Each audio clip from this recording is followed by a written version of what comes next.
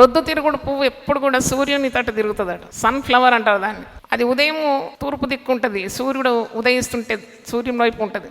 తిరిగి సాయంకాలం సూర్యుడు పశ్చిమ తట్టు వచ్చినప్పుడు అటు సూర్యుని తట్టు చూస్తూ ఉంటుంది. అలాగ విశ్వాసి దేవుని తట్టు చూచే రోజు లేదు. మాపై నీ ఆత్మను కుమ్మరించు.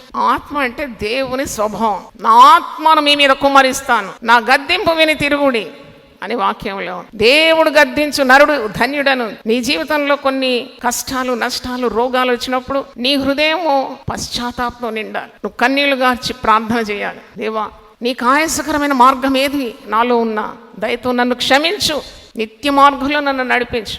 నువ్వు కన్నీళ్లతో వేడుకున్నప్పుడు, ప్రార్థించినప్పుడు మారు మనసు నీకు దేవుడు అనుగ్రహిస్తాడు, నూతన హృదయం ఇస్తాడు.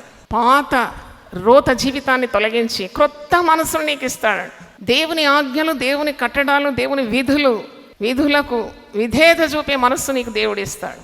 దేవుని ప్రజలు దేవుడు ఎప్పుడు కూడా ఆశీర్వదిస్తాడు వారిని.